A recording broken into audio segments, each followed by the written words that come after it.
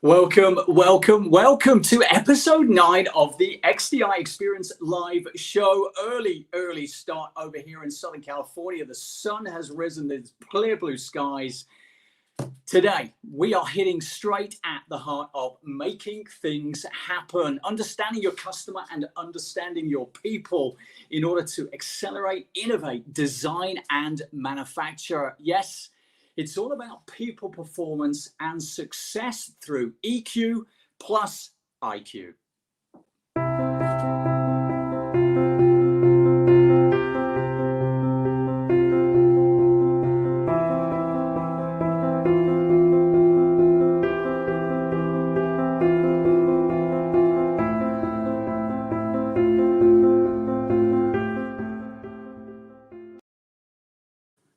Welcome back. Please say your prayers for those in Texas and Louisiana right now. They are going through a pretty devastating Category 4 Hurricane Laura. Tough times for them, tough times with COVID as well, of course. Anyway, we are 9 episodes in and I am loving this show. But at the end of the day, it is about you, the audience, and our ability to bring you value. Over the coming days, I will be reaching out to you personally to get your feedback, to understand what you would like to hear about and who you'd like on the show.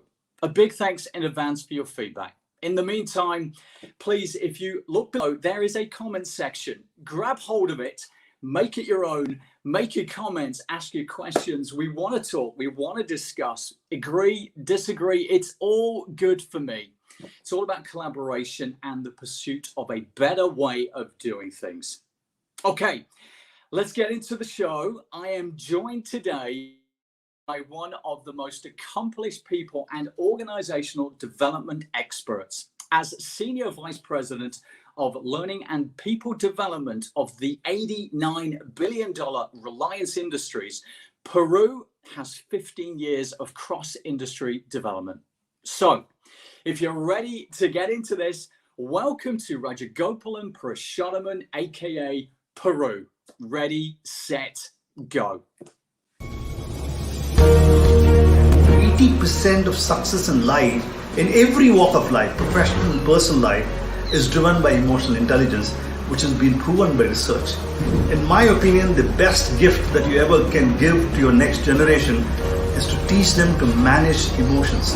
Emotions are a very potent resource. If it is not used effectively, it can be destructive.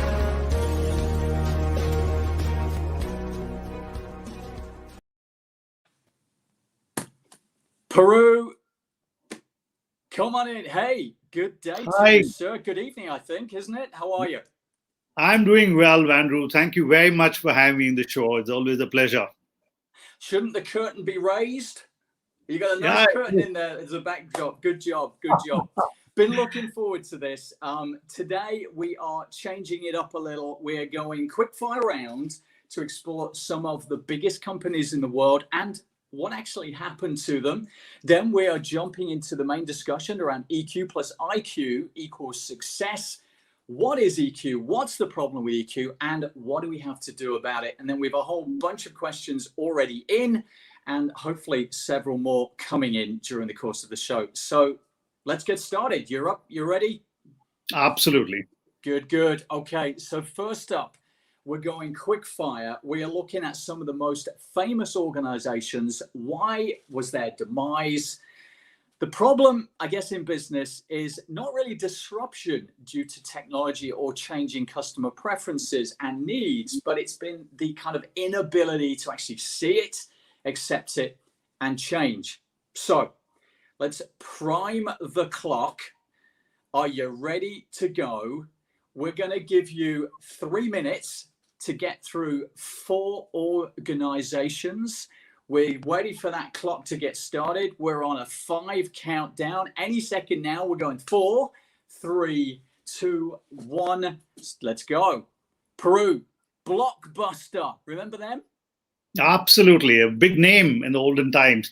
So they probably failed to innovate, Andrew. They were had a very large network of stores. They probably were earning their margins out of penalizing customers for late return of DVD, and that might not be a very smart business model. Reed Hastings actually offered a collaboration with them from Netflix, and they flatly refused. And there was an acquisition offer of Netflix on their doorstep, which they didn't find it appealing. And I think the customers are waiting for a better option. And you know the rest of the story. It's no longer a blockbuster. Exactly. Yep. Okay, on to one of my old favorites. I remember him well, BlackBerry. BlackBerry, yes, it is. I think they completely ignored the introduction of touch screen, and they were stuck to the keyboard right in their mind.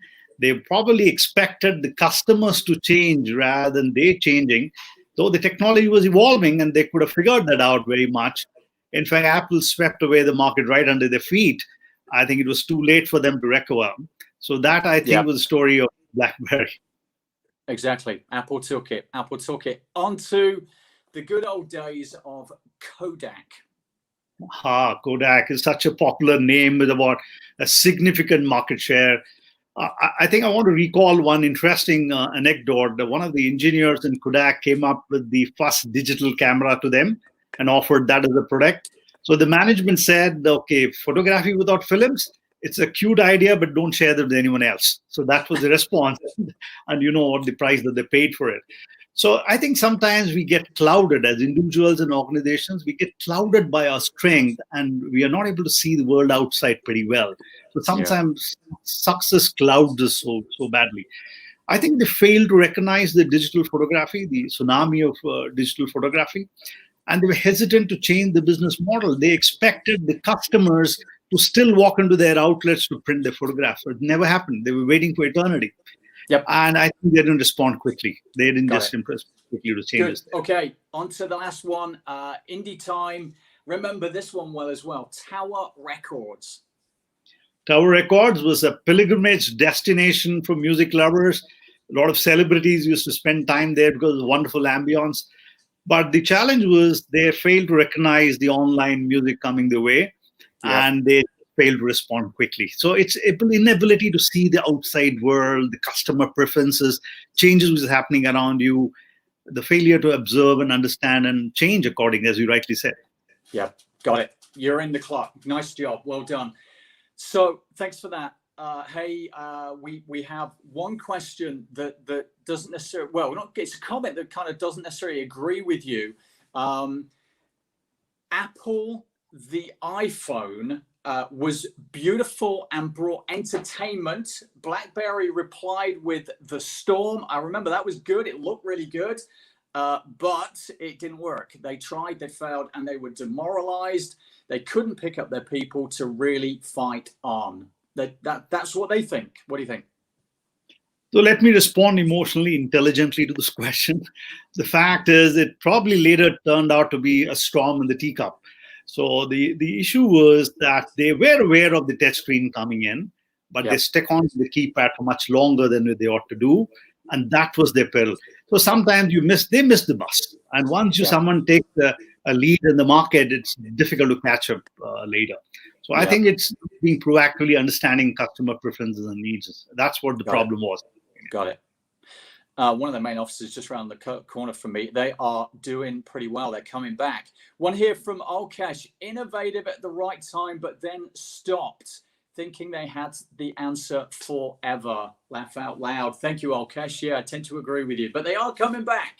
Just saw them do a deal with Canoe, who we know very well, electric vehicle company. Slightly different business model, though. So interesting times ahead for them. What do you think? I guess in summary, from my perspective, it has been that inability to see what is going on, accept it, change the vision, change the people, and come back fighting. Ooh. So, yeah, go ahead, Andrew. No, go ahead. You were talking. Yeah, absolutely. So I think I want to use a key word called extrospection here. Extrospection, the ability to see the outside world, see the motives, feelings, understand others' opinion and thoughts. That comes from extrospection. And that's an important component of emotional intelligence. So it's not confined to individuals. After all, organizations are nothing but a group of individuals. So if you lack introspection, and many a times, Andrew, our our strengths tend to become our weakness as well if we lack introspection and extrospection. So we just live in our own world. Jeff Bezos one interestingly said that companies who do not embrace failure never succeed, for that matter. They need to learn from the problems and then move on. There's going to be a lot of areas where you would fail, but you need to pick up and move on. And that's an interesting thought process, in my opinion. Yep, you bet. Let's move on.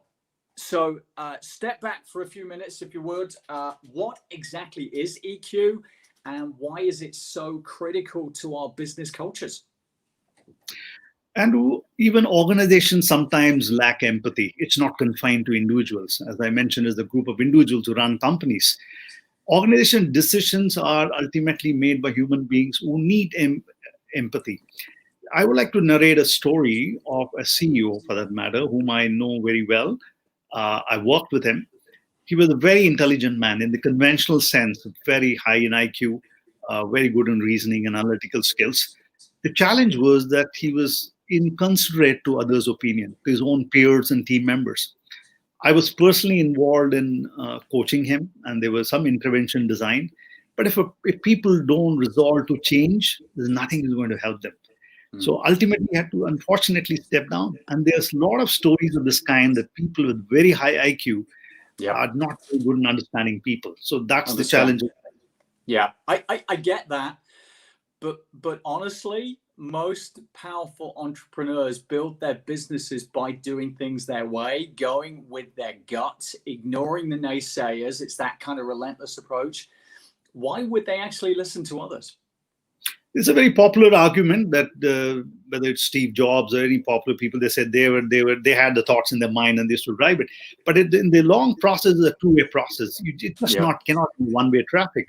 You can share your thoughts and vision with your team members, but you should be open to listen from the employees, your team members, and customers.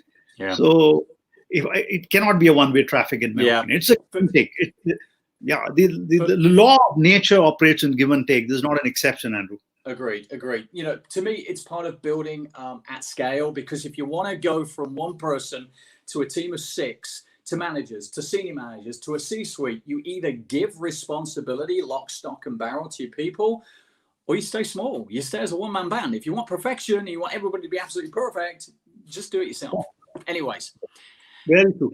Let me just add on a point here that our education system in most parts of the world are not conducive to teach emotional intelligence at very young age. Don't get me started on the education system. So there's a lot of changes happening in India as well, but I think it's still a far way ahead. You know, we are so lopsided towards IQ and lesser focus on emotional intelligence. We need to teach children to manage emotions at very early age. I just want to recall about a lady, Patricia Moore. I think that was one of the well-known American industrial designers. She propagated the idea of empathy marketing. So she was a pathbreaker in this case, isn't it? You introduced me to Patty Moore, as she seems to be known. I'd never heard of it before, just being ignorant. Forgive me for that. But I read the story. She went to Architectural Industrial Design College. There were 350 people there. She was the only female. And she was the one in the room saying, what about these kind of people? What about this kind of situation? She was always looking for that kind of niche or unconsidered individual collection of individuals. You know, I read on, and forgive me, so she was in her late 20s, and she dressed up and she put a kind of a contraption that gave her curvature of the spine. She put these glasses on that blurred her vision, earplugs in that reduced her hearing, so she could live in the shoes and total understanding of what it was like to be an older person and what they would go through. And so it allowed her to reinvent the wheelchair. It allowed her to reinvent kind of tops, and they still exist today. An amazing, amazing lady, I got to say. Yeah, yes, that you're indeed. choosing? I think we need to learn from her. It need not be only for product design. It applies to many businesses and all walks of businesses where you're dealing with customer. If you Yep. don't, the best expression is called as empathy marketing, ability to understand the real needs and the feelings of customers. That comes from cumulative emotional intelligence of people around in the organization, in my opinion. Yep. No Yep. wonder the World Economic Forum has identified emotional intelligence as one of the futuristic competencies. I think they got it absolutely right. Interesting. Yeah, they come up with some good stuff. Good. So, what are the problems that you are seeing in large organizations? Yeah, larger the organization, more the challenge in demonstrating empathy for the sheer size sometimes prevents it from doing so. But let me share an example, a recent example in the organization in Reliance where we're working with the petro retail business. Just before the COVID times, we had to train our people on, prepare our people on COVID for the COVID situation. So we did all the rational part very well. We sent them the mask, the sanitizer, and other infrastructure and the formal communication. But there was a lingering fear of thin attendance because of the fear factor. Oh, so, come on. Yeah. Okay. Well, without getting too controversial, because people will tell me off for it, isn't it common sense and selfless to not infect others? Sometimes you cannot justify emotions, and we need to deal with them. There were some apprehensions in people initially when COVID caught on. There was a lot of uncertainty in people's mind. Families were concerned about sending the children to the workplaces. So we need to deal with that. We can't. Might not be a rational point, but there was a fear. So what we did is we contacted all the 14,000 people digitally. And the first few conversations our training team had with them was not on anything related to COVID, to just find out whether they are safe enough, are they comfortable, are the families comfortable. That made a tremendous impact. That's empathetic communication for that matter, because we all deal with rational communication all throughout the day. They knew that there's someone there worried about them, they're concerned about them. That is empathetic communication. And these are small gestures will make a big difference. Yeah, that's interesting. Yeah, it's very much lining up with what they're going through rather than imposing. I understand. For me, it kind of comes down to rapport. In other words, you as the saying is, you don't jump on a moving train by standing still because it's just going to sweep you away. You need to be traveling at the same speed to step across, aka be on the same wavelength and not just react. So yeah, you're quite right. I understand where you're coming from. Right. Just to conclude the last point, there were only 8 infections out of 14,000 people because they were probably passionately involved in learning what they need to be safe about. I want to recall Jeff Weiner, the CEO of LinkedIn. He made a very interesting expression called non-reactive communication. So what he said is, if there is a difficult situation, then you have a conflict with someone, there's an angry moment with someone. So no point in being reactive. It leads nowhere. Just take a pause. Try to understand what the other person is saying. What could be the reasons why he's saying so? What are the motives? What are the feelings? So you might be able to sort out things better because it heads nowhere if both of them reactive all the time. Yeah, understand. Good point. Okay.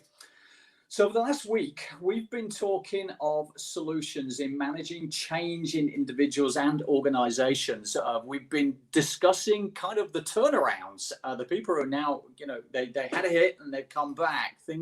People like, groups like Walmart, New York Times. You were discussing one of your, I believe, old customers or a group that you work with or for, one of the domestic conglomerates out of India.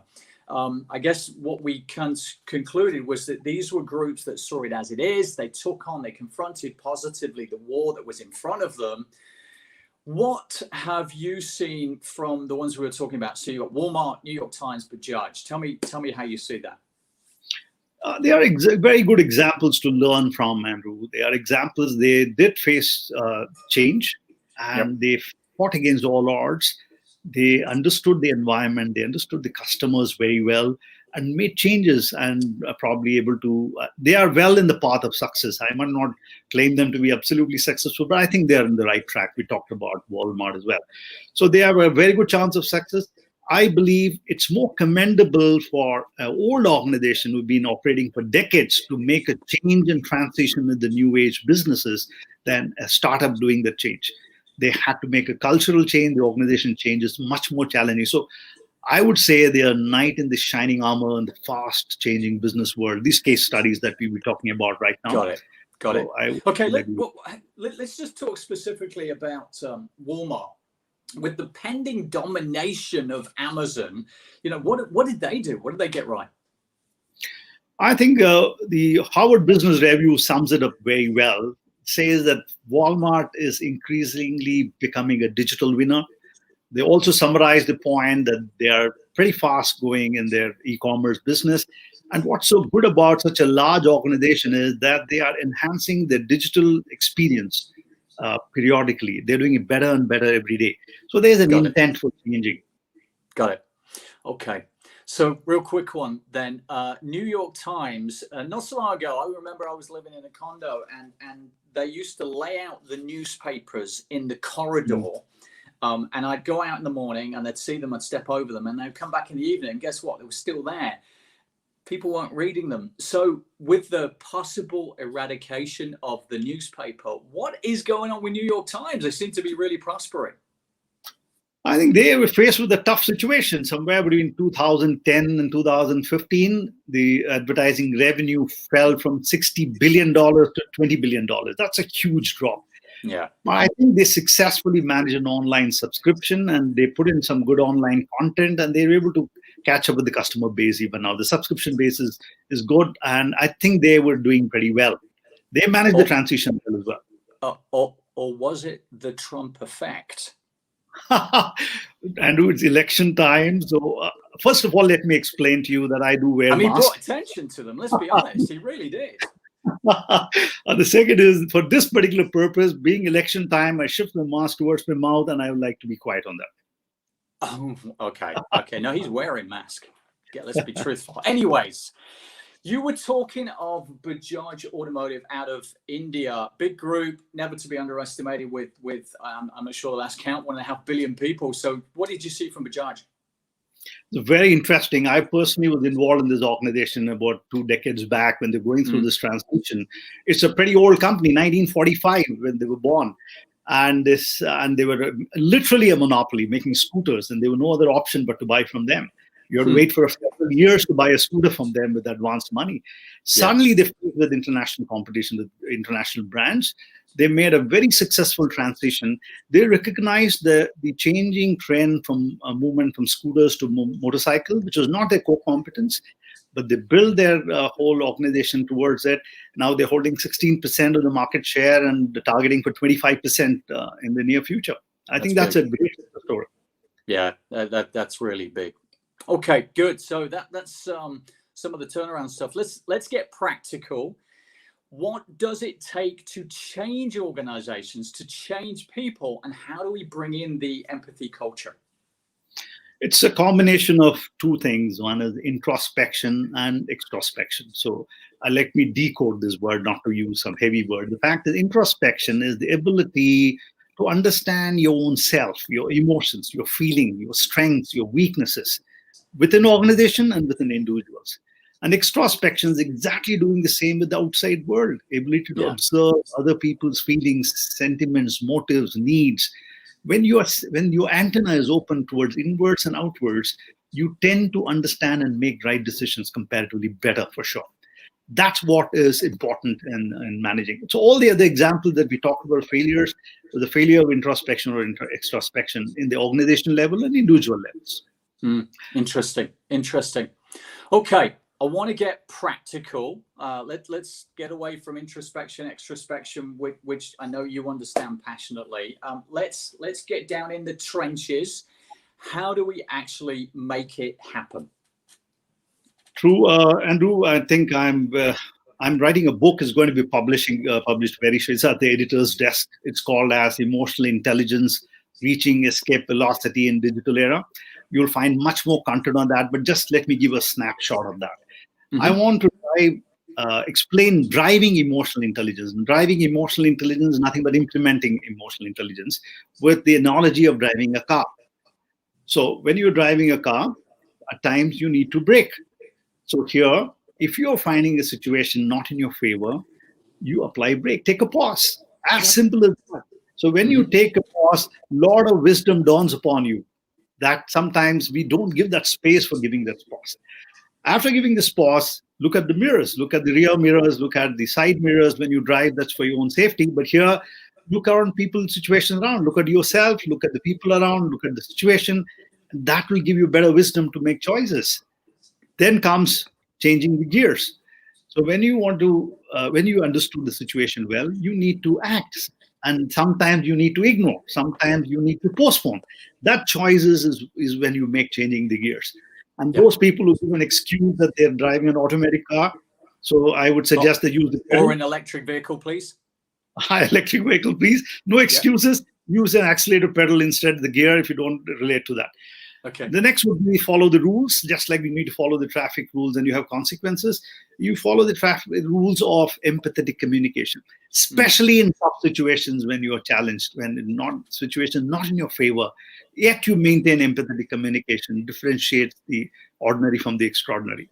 And last but not least, if you do all these things right, you're going to power steer through the traffic and have a safe journey.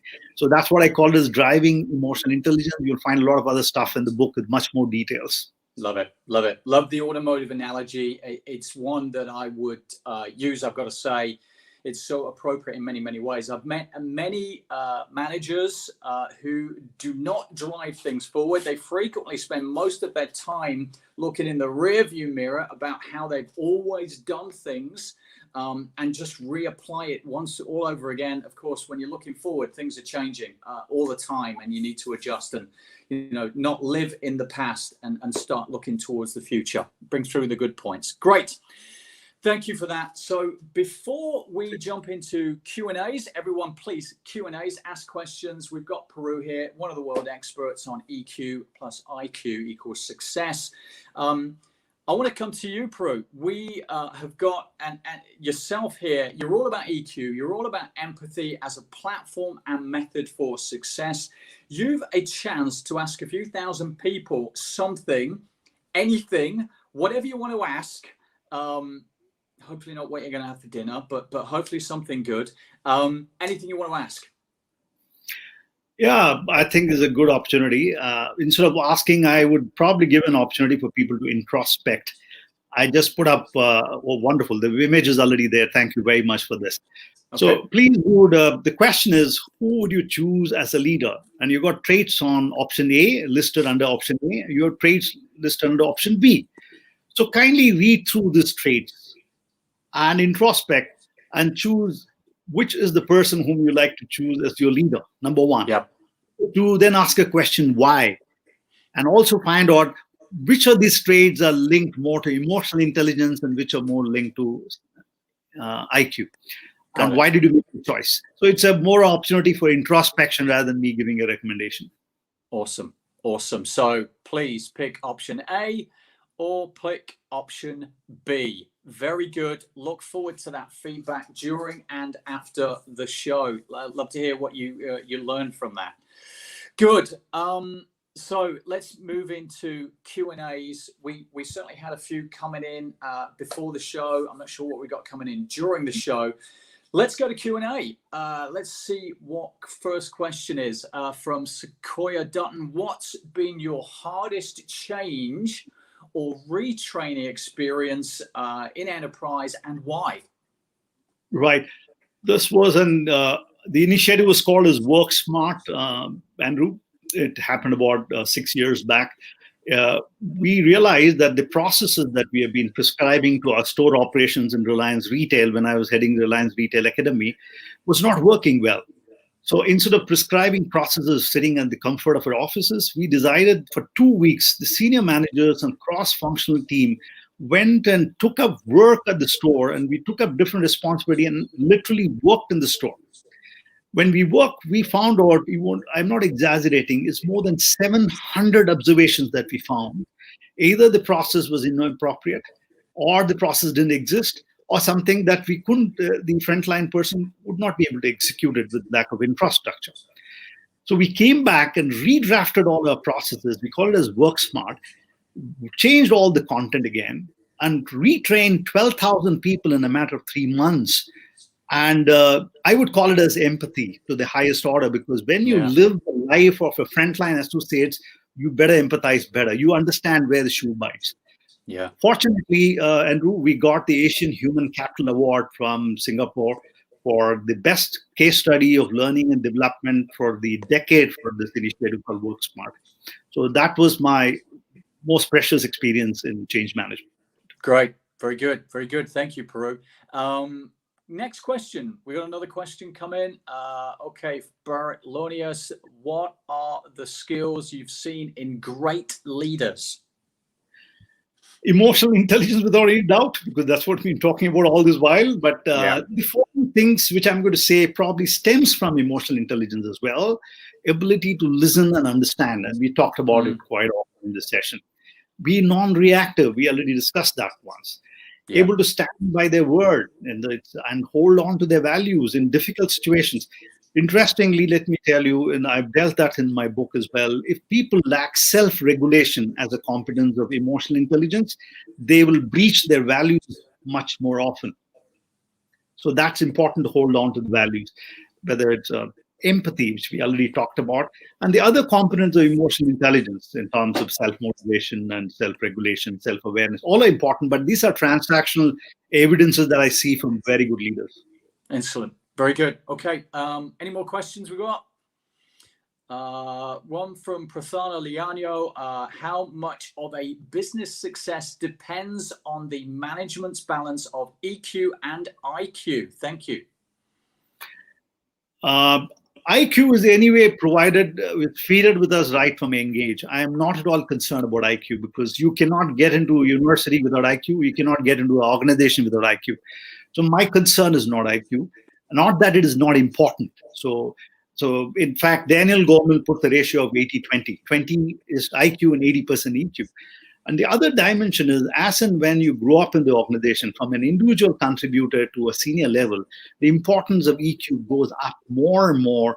And not that you need dumb people at the top. The necessity for using IQ probably it's lesser and more of EQ. It's people management. It's dealing with difficult situations and people management. So both are important. IQ is a passport. EQ gives you the escape velocity.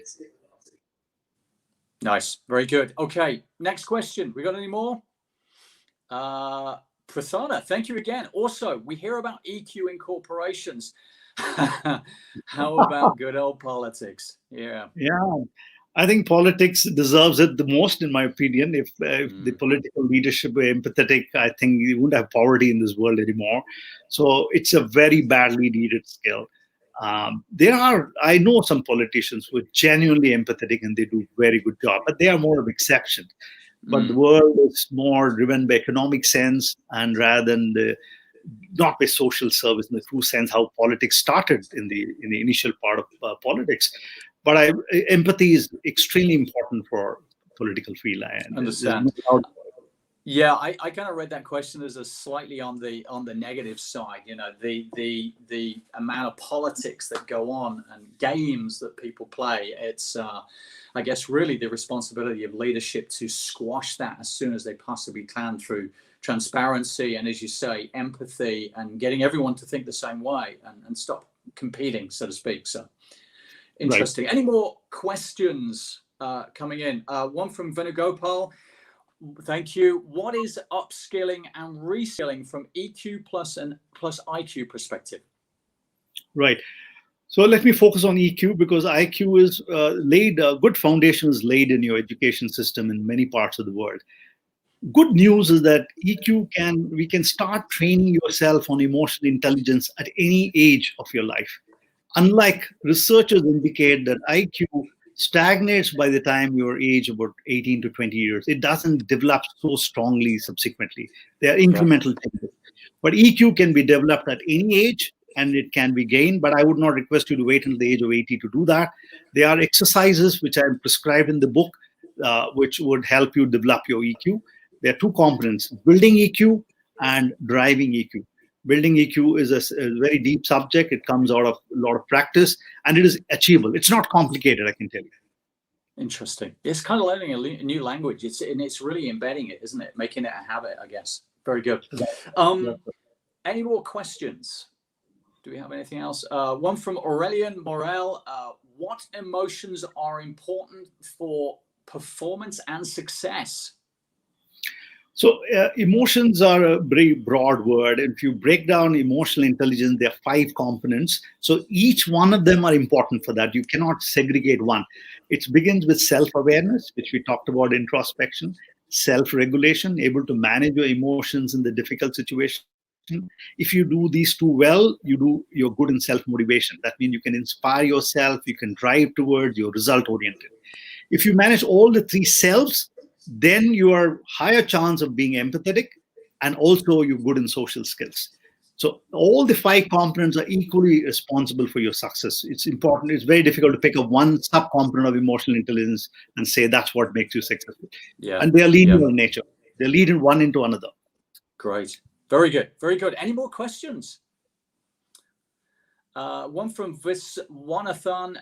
Why colleges won't give much importance to emotional intelligence? It's a supply and demand issue. I think if all the parents stand at the gates of the colleges and insist that the child should be taught, they probably would respond. I think the education system was constructed for a different purpose. The formal education system was constructed early in the 19th century and 18th century to create before the internet. Yeah. Before the internet, by the way, and also to create workforce for manufacturing and industrial revolution. But we have moved away to a different revolution, but our education system is still lagging behind. Yeah. So one reason why it's not been catching up. So I recommend you to read a book called Startup Nation by Paul Singer. He predicts that the biggest disruption would be in education. And he believes a lot of these things, including emotional intelligence, will come into play very shortly. Very good. Nice tip. Nice tip. Very good. Any more questions? We are flowing. Hassani Damos, is it possible to manage people positively without being a designed manager? Interesting. I'm not able to understand what it means by a designed manager. But yeah, I guess templated manager. Maybe that might be what Hassan is meaning. Hassani, please jump in with another comment if we're not understanding you. But as a templated manager. Okay, if it is a templated manager, I think you need flexibility. If you are templated, you are too much on the rational side. You only want to see the plus and minuses and be very rational. Everyone's different. You need to be flexible in managing people. They are one of the important different strokes for different folks. Some people need an emotional response. Some people might need rational response. Some need detailed coaching. So you need to be flexible. A templated manager will find it difficult to handle diverse kind of personalities and people. Yep. Very good. Very good. Wow. Okay. Maybe one more. Have we got one more question that we want to look at? Let's see if we have. Okay, from Udit Mittal, how to deal with dominant personalities if one always uses EI. Very good. Absolutely. EI does not mean to be submissive. That's a misunderstanding. That's a misconception that if you're emotionally intelligent, that means you're submissive. Emotionally intelligent people are pretty assertive, but they're not aggressive. So aggressiveness with the dominant personality will show you the door. It's not going to help you. Neither do it with your spouse, by the way. Don't try it there. So the fact is that if you're emotionally intelligent, you don't go into a cocoon and be submissive. Neither you go and catch hold of the neck of the person. That balancing act of acting assertively comes from emotional intelligence. Yeah, absolutely great. Very good. Very good. Please, everyone, if we haven't got to all of your questions, please keep them coming, because what we're going to do after this show, we're going to take all of those questions, all of those comments. I'm going to send them to you, Puru. Sure. And please jump in, answer, help these people with some of these great questions that are coming in. Thank you, everybody, once again. Puru, thank you so much. That book of yours, remember to drop the link in the comments if you would, after the show, so people can get that, and we'll share that around as we post out the recording. Good luck with the many thousands of people in helping them get where they want to be, and in so doing, making Reliance one of the best companies that it certainly can be. Thank you once again. Pleasure was mine, Andrew. It was always love to interact with you. That's excellent. Thank you. Okay, everyone, let us talk next week. Next week, we are hitting episode 10, and we're meeting with a 20-plus year PLMer, Product Lifecycle Manager. Most recently, he's been installing 3D Experience in one of the leading electric vehicle companies in the United States. We're talking challenges, organizing the bill of materials, best practices, and working with one of the most progressive companies around today.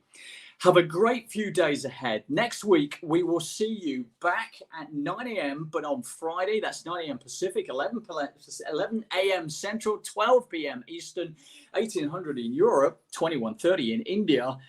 Okay, you get the message. You got it. I'll stop there. See you next week. Have a great few days ahead. Have a good one. Thanks again.